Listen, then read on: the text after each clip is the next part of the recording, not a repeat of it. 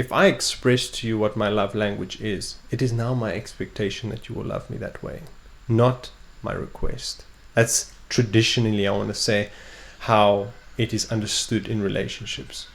How can you not love me that way if that is so? What's this whole thing between request and demand? Yeah. And how does that materialize in a relationship? So remember I mentioned in the beginning the concept of entitlement. So as soon as you now understand the way which is the best to love you, now that you've expressed to the other person, communicated to the other person, this is how, if you want to love me, you'll love me best, and they choose not to love you in that way, they must not love you. That's a choice they're making, not to love you. Yeah. So the problem, that danger of entitlement comes in because I've now expressed it. I can expect it. And that kind of goes back to a previous podcast we've had about expectation management and that kind of thing.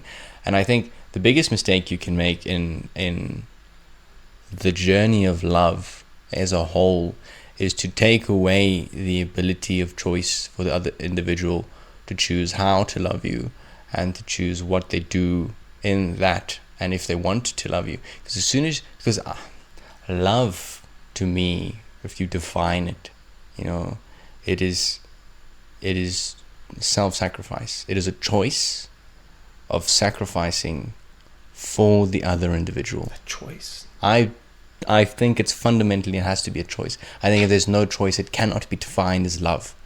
And that can become a whole theological argument as well. But if there is no choice, I don't think there can be love. Then it's just servitude in a sense. It's not love, And I think we can ask ourselves a practical question, that if someone had to do something for me because they chose to do it, and someone did it for me because they had to do it, which one do I appreciate more? Which one makes me feel more loved? It'll obviously be the one that chose to do it out of their own free will.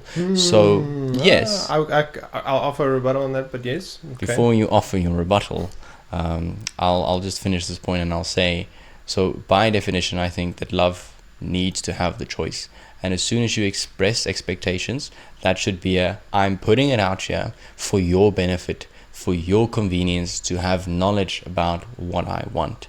But I'm leaving the choice in your hands.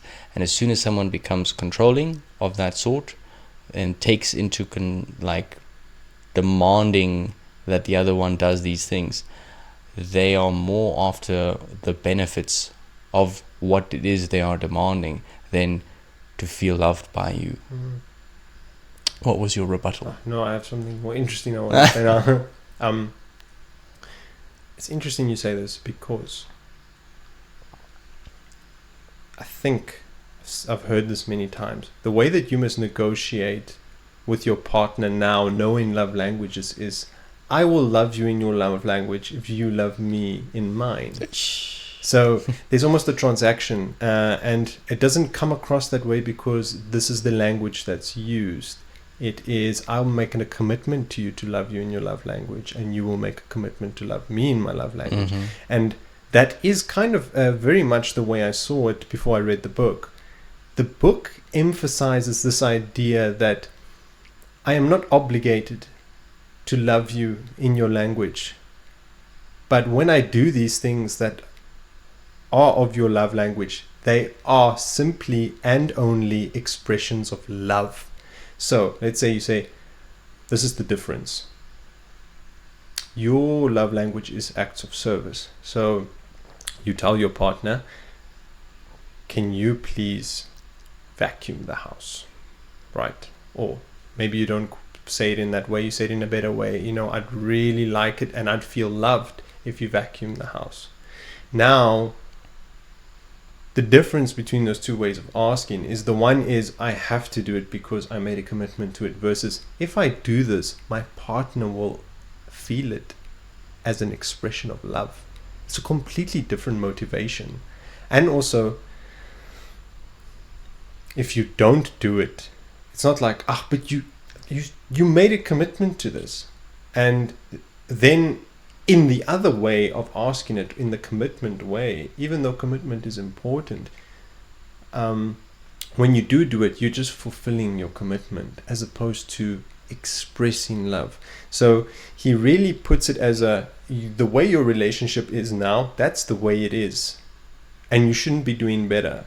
But if you do this, it's purely an expression of love. So it tries to make you see your relationship differently and see that when your partner is doing something that is within your love language, that is a pure expression of love, and you're supposed to feel it that way.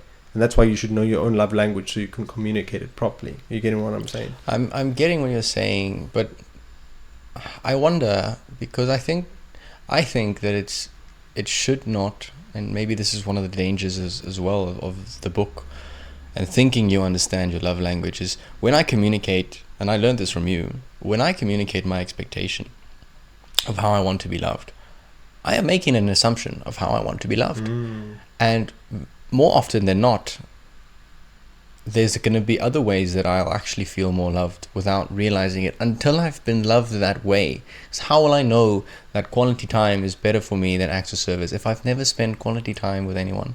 So I think part of the thing is that you should have a journey, and that's the beauty of love and falling in love and the relationship, is that you as a partner get to test various ways of loving the other individual. And it's only do that if you're intentional about it. Yes, you need to be well, if you're dating, I would presume there's intentionality behind it, but yeah, maybe in today's age not. But intention in variety is what I mean. Yes. So I think the danger of saying this is my love language and you have to love me in this way, and if you don't love me in this way then you don't love me, is so dangerous, because you cut off stuff. And this really does go back to our boundaries and expectations podcast, but it should let the other partner, you can communicate to them, but as soon as you expect them to act in a certain way, then you've taken away their freedom of exploration and that dynamic and that romance and that beauty.